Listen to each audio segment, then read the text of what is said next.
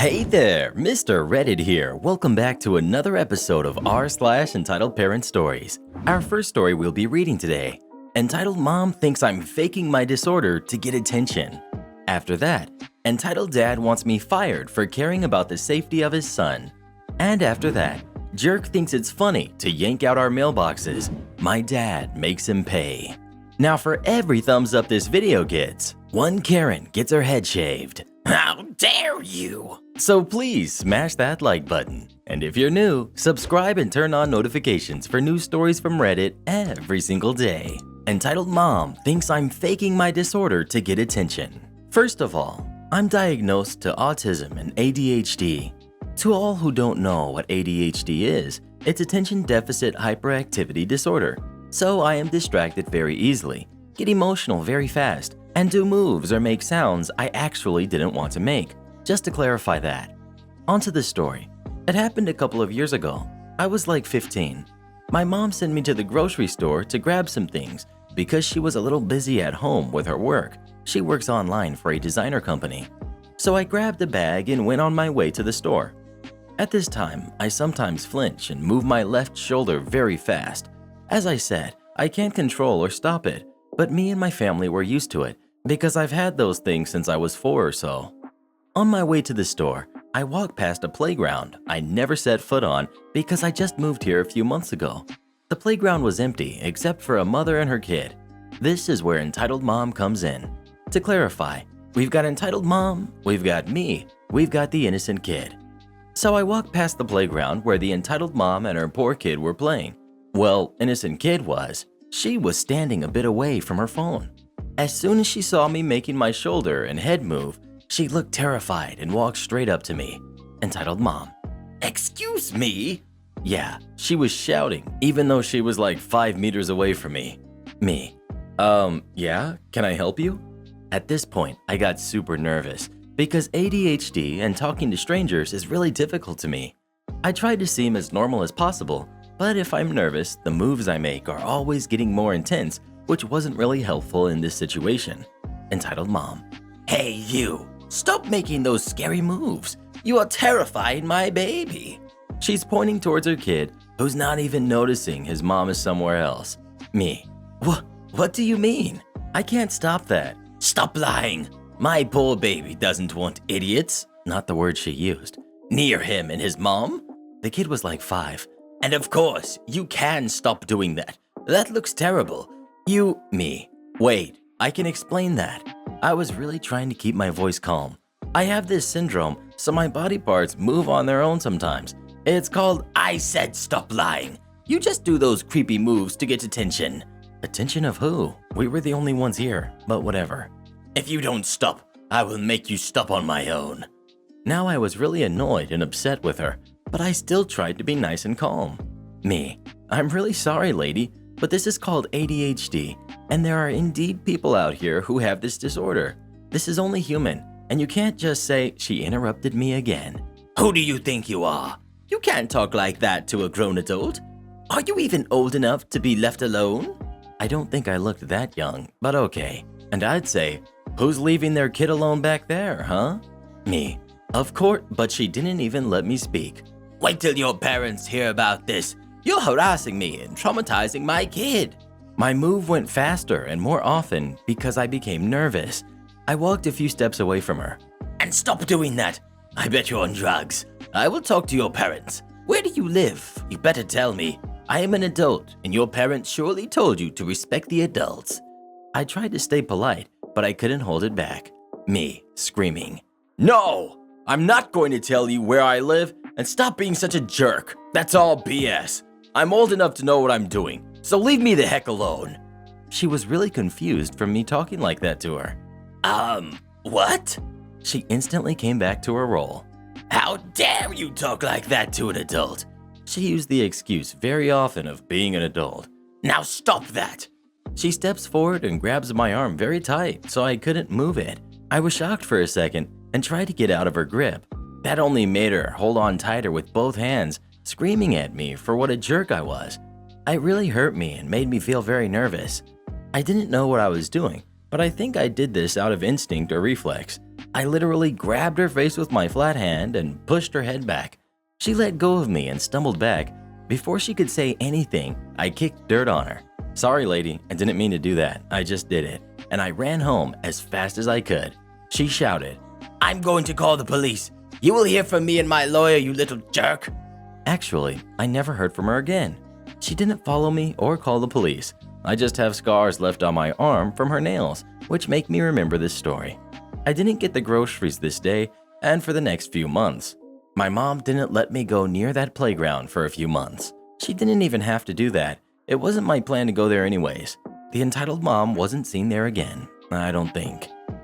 We all know Karens do some horrible things, but accusing someone of faking their disorder to get attention? That's gotta be one of the worst we've read about so far. Honestly, I'm disappointed in my fellow Karens right now. Have you or anyone you know ever been accused of faking your disorder to get attention? If that were to happen to you, how would it make you feel? Please let us know in the comments below. Entitled Dad wants me fired for caring about the safety of his son.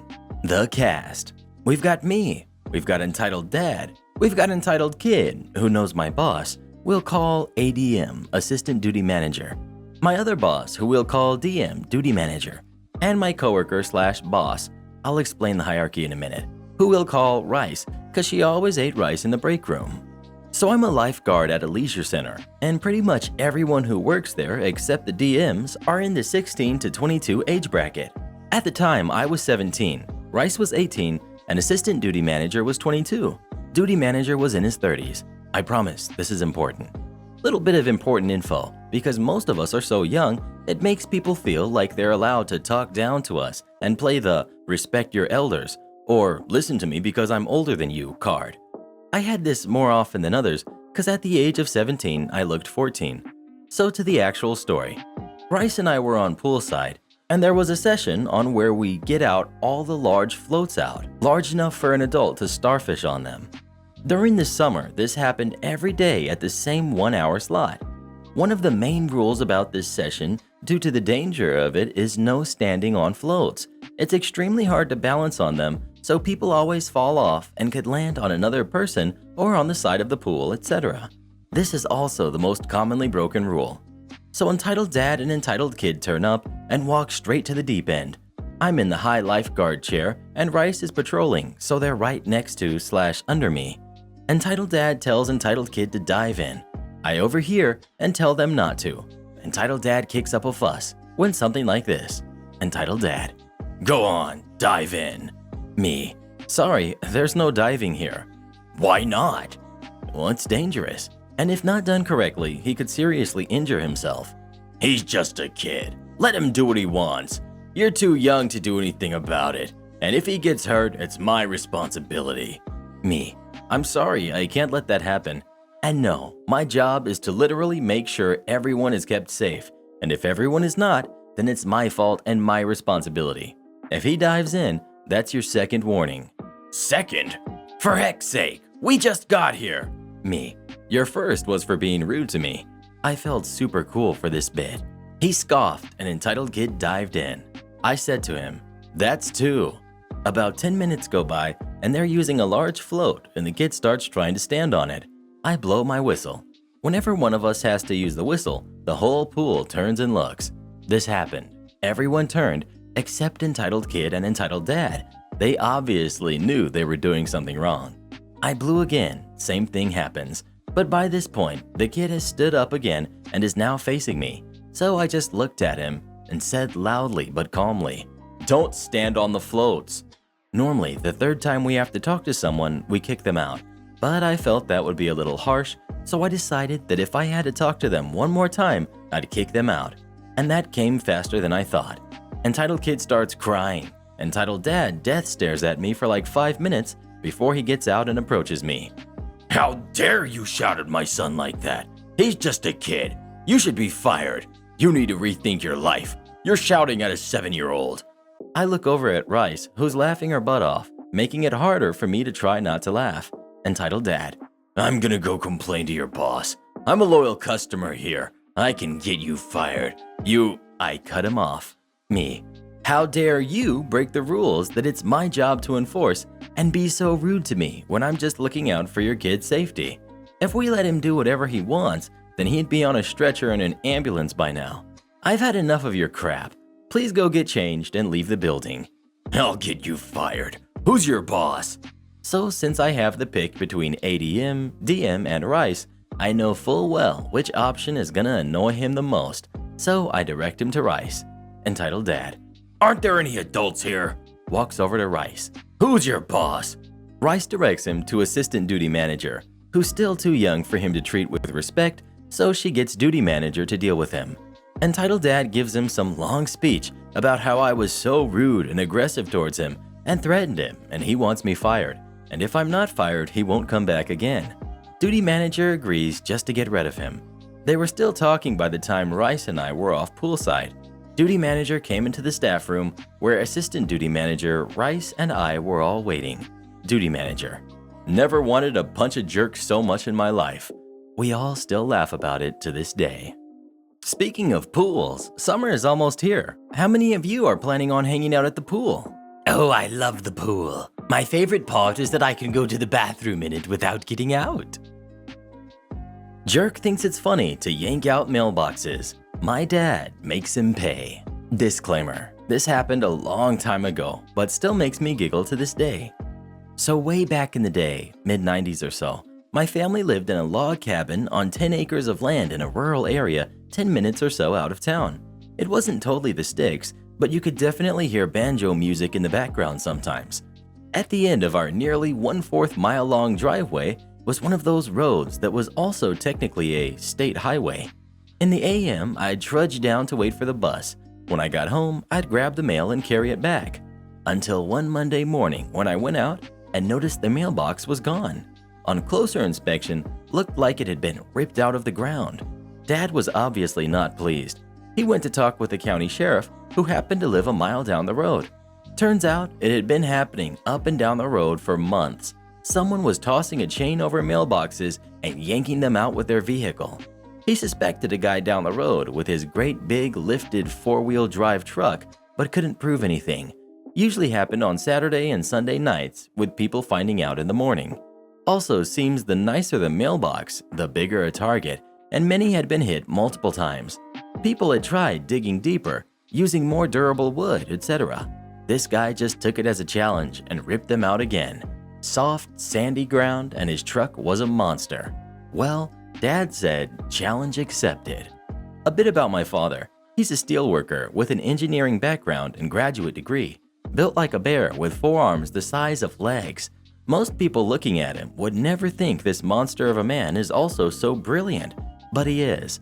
The calm, cool type that almost never loses his temper. But wrong him, and God help you. So Dad goes to Lowe's and buys the fanciest, prettiest mailbox they sell. He then proceeds to install it on top of an 8-foot long cylinder of 3-inch diameter hardened tool steel. But he wasn't done there. After digging down with post holers and dropping it in, he then filled it with quickset concrete. To really sell it, he used some strips of 1/2-inch wood to cover the steel core of his now indestructible mailbox of doom. Primed and painted them so it looked like a standard 4-inch post, and even had my mom decorate it with flowers and such.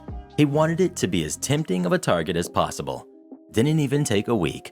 I went out for school in the morning and found the mailbox right where it should be. Attached to it was 30 feet of chain and an entire hitch assembly, ripped right off of the truck's frame, sheared the bolts. It was marvelous to behold. Sheriff gets called over, dies laughing when he sees it.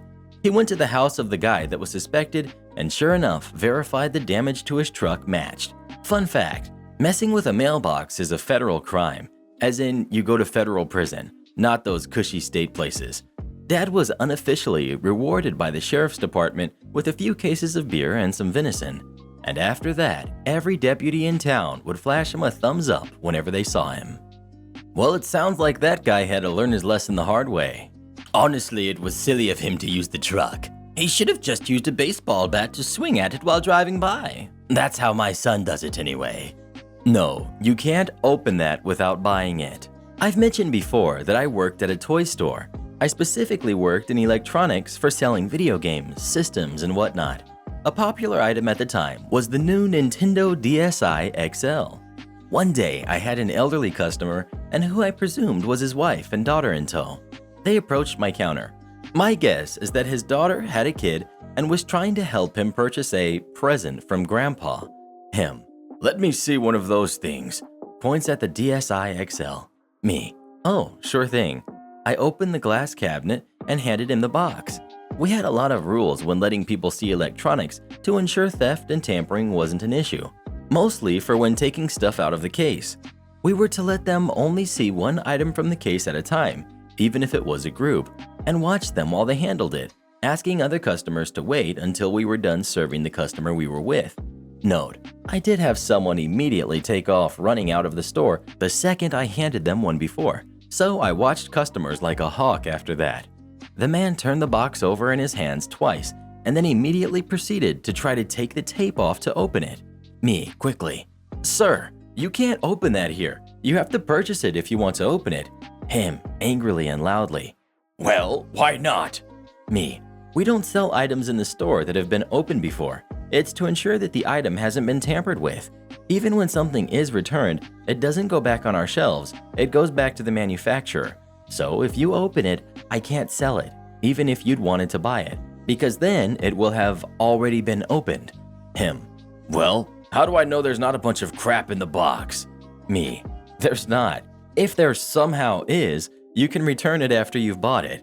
If you're that worried about it, you can purchase it and open it here in front of me. If there's anything in that box other than what you paid for, I'll take you to returns and get your money back before you leave the store." By this point, I had taken the item back from him to make sure he didn't try to continue. Luckily, the packaging was still intact. Him, "I used to work in one of those factories. I know they won't hesitate to put a bunch of junk in these boxes." At this point, I'm thinking, this says a lot more about your integrity than it does mine, but I keep that to myself. Me, "I'm sorry, but I can't let you open this box. You can purchase it and then open it if you like, or choose to purchase it elsewhere." Him, "Forget it. I don't want it anymore." Then they left, and I never saw them come back. Do any of you guys like to open up the package before you buy something? Oh, I always do. I won't buy anything without opening it first. Sometimes I just walk around the store opening things and leaving them there for fun. And you don't think that's inconsiderate at all? I don't know what that word means. Can't be visibly doing nothing. It affects employees' morale. No problem. My buddy and I were hired to be a glorified help desk support handholders for a special project. Senior management at a large corporation had their laptops upgraded, including new software they had never used and major upgrades of software they had previously used. We are talking maybe 20 people spread across 3 buildings downtown, all within walking distance of each other. My job was to sit in an office and take calls for any issue, and I mean any issue, that pops into their head.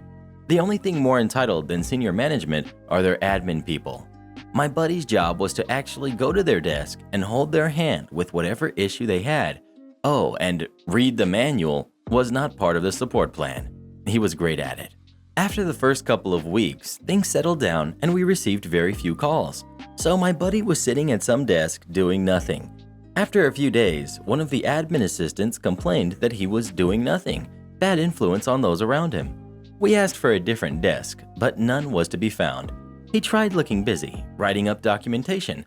The same person complained, saying his job is support. So if he is not supporting, everyone knows he is doing nothing and that looks bad. Bad for morale. What the heck? He technically doesn't even work for your company. So I realized that our service level agreement said we had to respond within 30 minutes. It was always much less, especially if he was in the building. So I told my buddy to buzz off, go shopping, sit in Starbucks and read the paper. No one but me knew where my buddy was at any time, and I was the only one who dispatched him.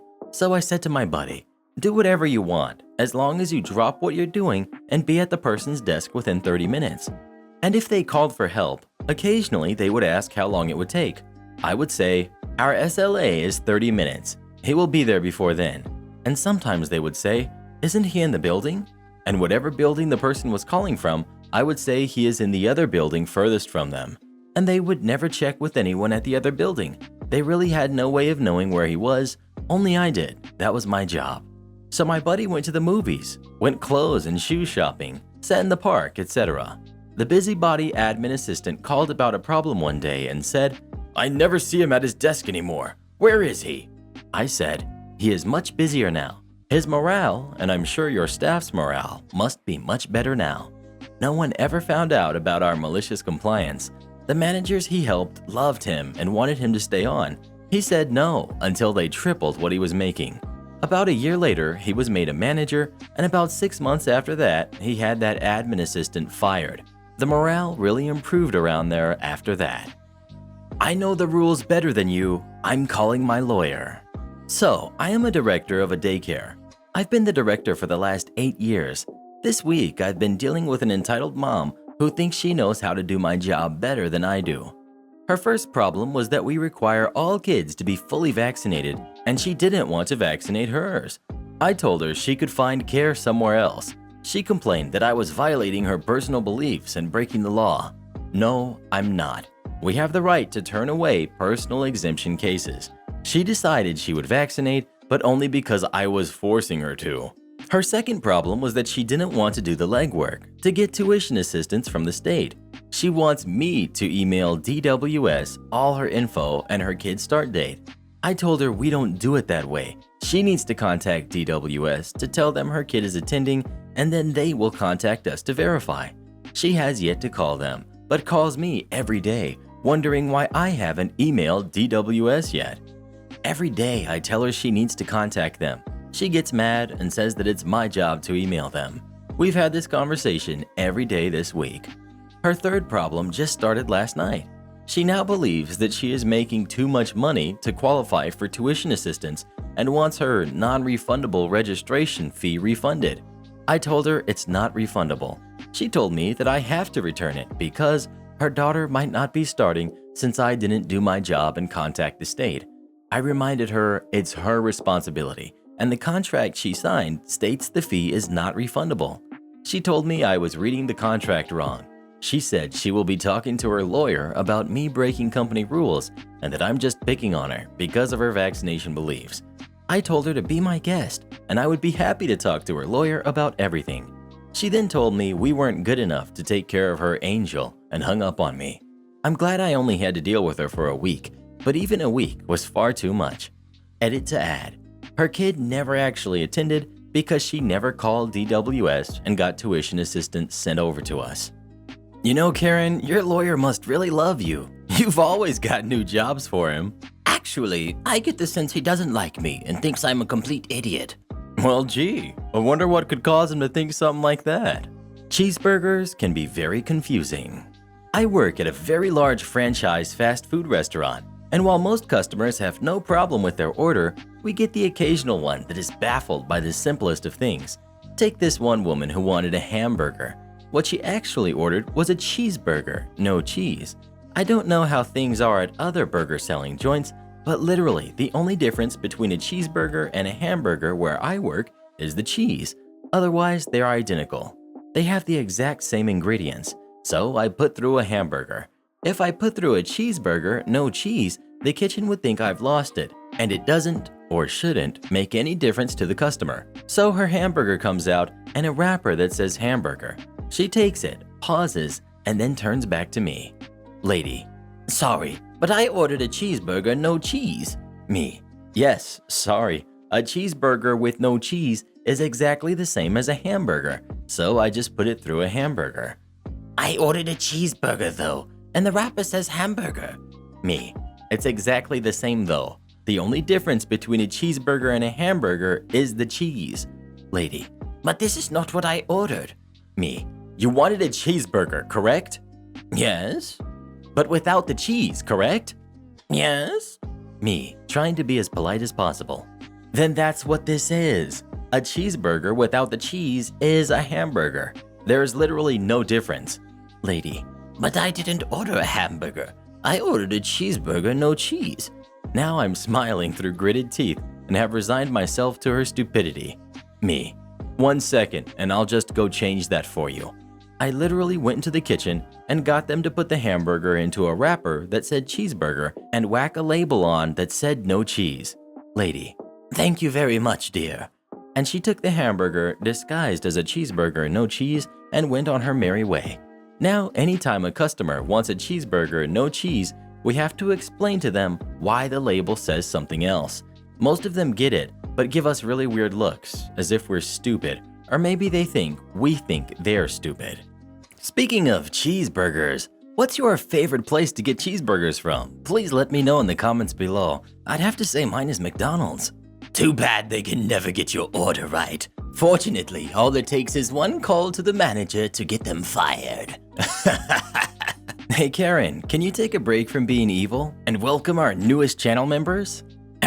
Certainly. Huge shout out to our newest official channel members, Christian and Kayla. Thank you so much for supporting the channel. Join as a channel member today or support us on Patreon and we'll give you a special shout out in our next video. And if you'd like me to record a video for you to prank your friends or family with, come visit us on Fiverr. Link pinned in the comments below. And shoutouts to our Regenerals of the day, Galactic Wolf, Bart Ride, and Cheese King.